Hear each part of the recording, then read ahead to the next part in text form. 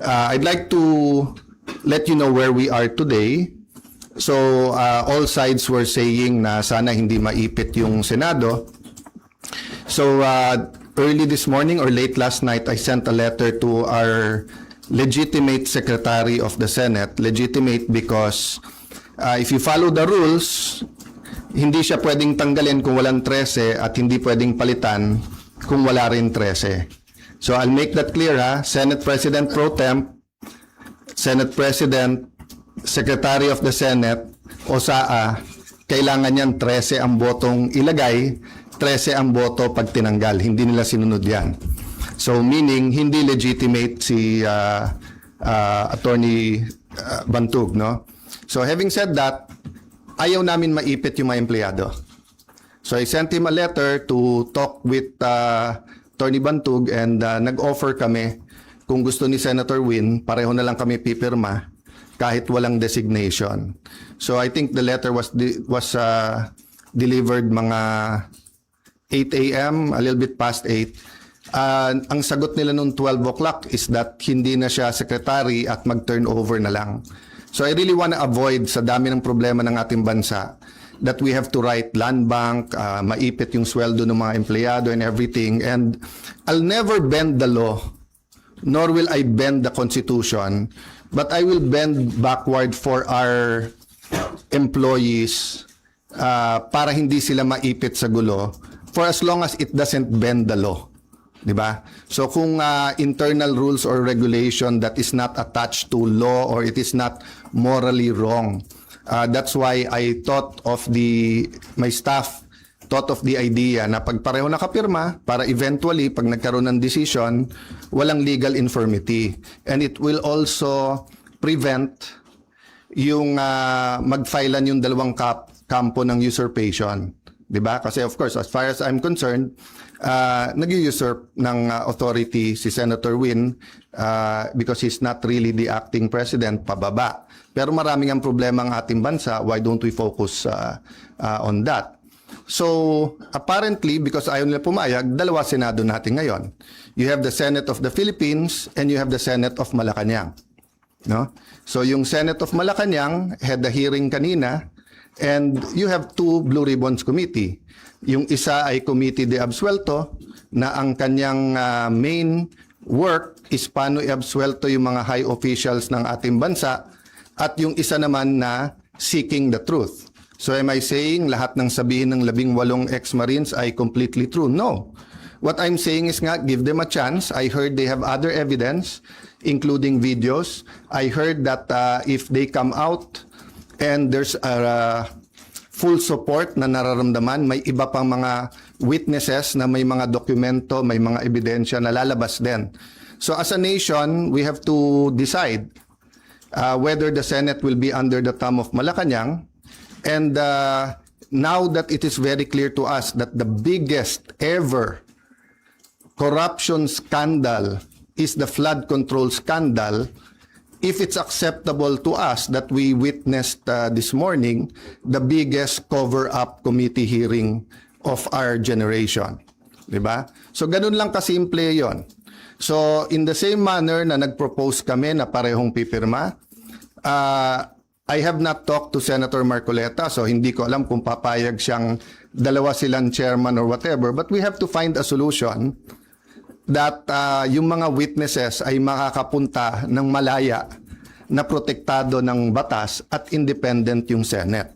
Having said that, mahaba panahon, as I said kanina, let's focus on Mindanao and on the relief and rehabilitation, especially kung may mga lives that are at stake now because dun sa mga buildings, I don't think all of us fully know the extent. So far, nakikita lang natin yung mga videos, no? So hanggang dun lang muna, we will continue with our meetings. We will focus muna on Mindanao. I am not sure when the next hearing ng Blue Ribbon led by the subcommittee by Senator Marcoleta is. I'm expecting to know soon, but definitely knowing what's happening in Mindanao will have an impact on our decision kasi priority yon. Okay, question from Janice Cosio. Tajay Finder. Sir, good afternoon po. Good afternoon. Dalawa lang, sir. Yung comment nyo sa resign call sa inyo, and sabi po ng Malacanang kanina, open si BBM na magpatawag na special session ng Congress. Lalo na po, nabanggit nyo na rin yung nangyari sa Mindanao kanina. And paano po yun kung magkakaroon ng special Unahin ko yung Congress? special session, okay? Yes po. So, I had 2 communications with them sa Malacanang. And both cases, sinabi nila sa akin, hindi pa handa yung mga bills na gusto nilang ipapasa para dun sa uplift. So, biglang nung nagpalit ang majority, biglang kailangan ng special session dahil may bills na. Actually, kung may official silang bills, dapat na i-file na yon para na-refer na sa committee, di ba? So, sabi nila, inaayos pa nila. But having said that, kung bigla nilang naayos from the time I had discussions with them, may LEDAC, pinospone nila the day before, tinawagan ako ng secretary na head, and then sabi niya, sir, pwede ba ituloy bukas? Sabi ko, kayo nag-postpone, ready ako. Tapos hindi rin naman nila tinuloy. Yung sinasabing magtrabaho tayo, nagtatrabaho kami, ready kami magtrabaho. Sila nag-walk out, kaya nagkaroon din kami ng parliamentary tool na ginamit. Sinasabi ni Senator Lacson paulit-ulit, and I feel bad for the generals, and I apologize in behalf of the whole Senate, both the majority and minority. But nakita nyo naman, after nila kinonvene illegally ang session, ano bang ginawa nila? Nag-adjourn sila sine die. Ang calendar natin pwede pa hanggang Friday. Hindi naman nila tinuloy yung session ng Thursday, Friday. Sasabi nilang mga gusto nilang ipasa eh. So ang problema natin sa kabila ay double standard. Iba ang sinasabi, iba ang ginagawa. So doon naman sa nananawagan na mag-resign, as I said, pag-usapan na lang natin in a few days after yung focus tayo sa Mindanao, but especially yung mga former presidents, yung mga nagkampi-kampi na mga Marcos na rin, papasalamat ako sa inyo sa call nyo na mag-resign ako bilang Senate President kasi ibig sabihin, nire-recognize nyo pa rin ako as Senate President. Kasi kung hindi nyo na ako nire-recognize as Senate President, ba't kayo nananawagan na mag-resign ako as Senate President? Di ba? Sir, kung gamitin ng Malacanang itong nangyari sa Mindanao, No, patawag na any special session that will redound to the good of the Filipino people is welcome. The special session is in the Constitution. Yung ginawa namin nung bago matapos yung bago mag-sinedie is precisely because aagawin nila yung committees at kailangan matuloy yung hearing tungkol sa Blue Ribbon. Having said that, Mindanao is now. Diba? They need the attention now. So if there's needed legislation, good. We will meet right away. If not, then tulong-tulong tayo. But aside from that, let's remember that the committees can continue to work. Nung pinauwi ni Senator Win, nung Thursday, yung mga empleyado, may Senate hearing pa si Senator Pia. So hindi totoo na hindi nagtatrabaho. Wala tayong dapat conflict kung may kailangan yung ating bansa. Whether it's legislation, whether it's a meeting na LEDAC, dapat tanggalin ng politika pagdating na ng I say politika, but it's an issue of graft and corruption. But what I meant is that it's a political issue vis-a-vis a more urgent. They're both important, but what's more urgent? You can postpone a hearing. You cannot postpone a rescue mission. You cannot postpone yung paghatid ng mga relief, di ba? And then, yun nga, hindi natin nararamdaman pa ng husto, pero the economic crisis is here. And every month until the end of the year, it'll get much worse before it gets better. Because nga, tuloy-tuloy ang problema sa Middle East, di ba? So maraming tinatamaan dyan. Supply chain, presyo ng dollar sa peso, presyo ng diesel at ng gasolina, kakulangan ng fertilizer, taas ng presyo ng fertilizer, desisyon ng Vietnam at saka ng desisyon muna ng India kung bibigyan tayo ng magbebenta ng fertilizer, desisyon ng India at saka ng Vietnam kung magbebenta ng bigas o hindi, desisyon ng Indonesia whether mag-export sila ng coal o hindi. All of these are, kumbaga sa relo, are moving parts na walang makakahula o makakapredict. So in that sense, kailangang magtulong-tulong talaga yung ating bansa. Kaya naman nandun pa rin on the plate yung graft and corruption kasi kahit anong plano natin sa economic crisis, kung ninanakaw pa rin yung pera, then mahirapan pa rin tayo lahat. No? Jonathan Aguilar, GMA7. Sir, Yes. sino po ang tatayong presiding officer sa impeachment trial? At may update po ba kayo sa... As soon as they have 13, walang problema sila na. Okay, so I have to assert because may pinaglalaban tayo. Pinaglalaban ko hindi yung si Alan Cayetano ang Senate President. Ang pinaglalaban natin, ang Senado hindi pwedeng rubber stamp ng Malacanang.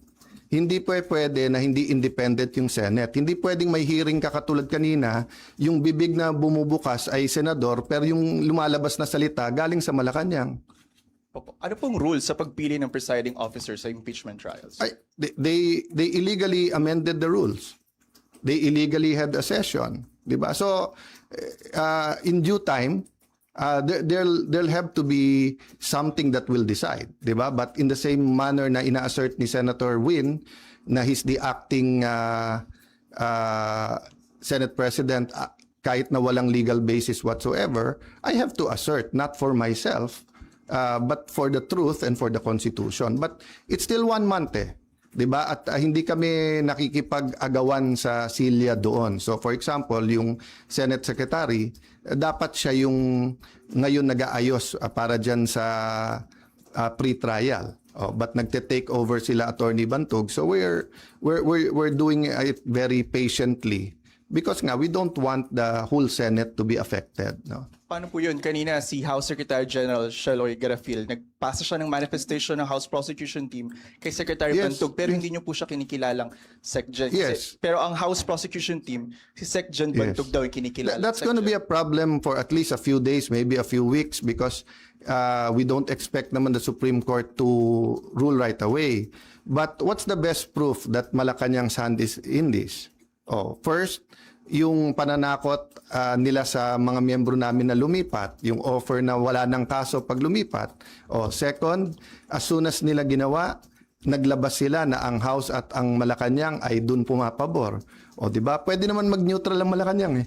Pwede naman sabihin ng Malacanang, settle it among yourself. Ganon din sa House prosecution. Hindi naman nila gusto ng fair na impeachment. Gusto nila yung may pinipili na silang grupo. That's why sabi ko sa inyo, if I'm wrong, they blame me. Kung tama ako, na from 24 gagawin 22, eventually 18 ang senador, tapos sasabihin nila 12 convicted na. Will that be a fair impeachment process? What will happen to the country if that happens? Then ang kasunod naman is CONAS. No? So give me a few days, pag-usapan natin yan, but let's focus lang dun sa nangyayari. No? But just to answer your question, it will be up in the air. That will be a legal question and we are in the right side. Okay, last question, Rehan. Okay. TV5. Sir, may we be clarified, yung arrangement na inaalok niyo po kay Senator Win, na dalawa kayong pipirma, ano po ang response ni Senator Win? Sulat around 12 o'clock na sinasabi kay attorney sa ating Senate Secretary Jose Luis Montales that you are no longer secretary and that Attorney Bantug and then that basically sinasabi na sila na. Yun din ang sinabi sa USAA but hindi first-hand knowledge, sabi chain of command. But wala nga sila sa chain of command eh. Kahit anong tingin mo sa rules, hindi nangyari yon. So yung pagwawala nila at pag-walk out nila kasi hindi pwedeng amendahan daw yung rule na ganon-ganon, binaboy nila yung rules on June 3. Diba? So that it's going to be a lingering question. Sorry, how do you treat that? Hindi pumayag si Sen Win sa arrangement na dalawa kayong pipirma sa documents? And paano po yung sweldo nung You know, it's Senate just like employees? the civil rights movement sa US, di ba? From the Civil War until pinasa yung mga civil rights laws, etc., yung may batas ka, alam mo yung tama. Pero yung inaapi pa rin, yung mga minority, yun yung de facto. Di ba? So alam naman natin lahat kung ano tama at sinong tama. Pero ang kapangyarihan kasi nasa kanila eh. Sa kanila ang pulis, nasa kanila ang NBI, nasa kanila ang Malacanang. Kaya sabi ko, lahat ng kapangyarihan nasa kanila. Pero katotohanan nasa amin. So hindi ko pwedeng bitawan yon. Kailangan lumaban tayo doon. Kasi kung hindi, after this, all you have to do is to get one senator plus Malacanang. Hindi na 13 ang kailangan mong boto, 1 plus 1 lang. 1 plus Malacanang. Sir, so you will still sign? Paano yung mga... That is a practical question na hindi mangyayari because nga from the bottom paakyat dun sa office, di ba? Never naman nila sinurrender yung SP office. Hindi ko namang trinethreaten yung mga empleyado, di ba? But sila, inaano nila yung mga empleyado. Yung ginawa ni Senator Erwin tapos nag-sorry. Bad cop, good cop yon. Sadya yon. I-shock mo na yung mga empleyado, nakakasuhan ka, tawagin mo kung ano-ano. Tapos si Senator Win naman yung mabait. So kahit na nag-sorry siya, natanim na yun sa puso ng mga empleyado. 'Di ba? Kaya nga sa akin, sa mga empleyado, it's a matter of conscience. Sir, so you gave up the signing? No, I'm not giving it up. I'm just saying, malamang hindi dumating sa opisina ko yung pipirmahan. But I'm not giving it up. Diba? Kailangan ko i-assert yun. Sir, sorry, ano po ba yung extent nung arrangement na pinopropose po ninyo? Hanggang doon lang sa dalawa kayong magsasign? No, it was a official? first step lang kasi sinabi nila open sila. Hindi naman pala sila open. Diba? Kasi sabi nila, ayaw nila ng gulo. Diba? Sabi nila, eventually, kailangan magsama yung dalawang grupo, one Senate tayo. Diba? But mukhang ang utos ng Malacanang, hindi, kayo lang. Kasi nga alam nila na even if we go to the Supreme Court ASAP, it will take time. So in the meantime, they're buying time until they either get one more member or whatever. How will you assert kung hindi darating sa inyo yung pipirmahan? Basta in any way I can. And it's just like yung example na binigay ko sa'yo, whether it's apartheid, whether it's civil rights, di ba? Doon tayo sa tama. Okay, thank you guys. One last. Sandra. Sir, nabanggit niyo po kasi kanina yung Supreme Court. So are you referring to the one filed by the school teacher, Tayam, or meron po It's kayo always an reaction sa option Supreme for everyone. It's an option for the other side, for us, for the employees can also file. So let's see kasi nauna na si Senator Win, nag-meeting na yesterday ata sa mga taga-USAA and yung kanilang in-appoint na secretary at OSAA, bagamat illegal, di ba, umikot na in every... As I told you, no, as a practical matter, ang matagal na naging Senate President, si Senator Drilon, di ba? Tapos si Senator Soto, matagal din, more than 5 years, di ba? Si Senator Coco, Senator Mig, Senator Cheese, magkakasama sila ngayon eh. Ako naman, ni isang empleyado, wala pa ako na-appoint eh. So as a practical matter din, sila ang mga kaklose. So syempre, sila ang napakinggan. But I have faith in the Senate staff that they should listen to all sides. But I don't want to disturb, di ba, hindi civil war ang gusto namin. Ang gusto namin, manaig sa Senate kung ano tama, kung ano mali. Thank you guys. Thank you.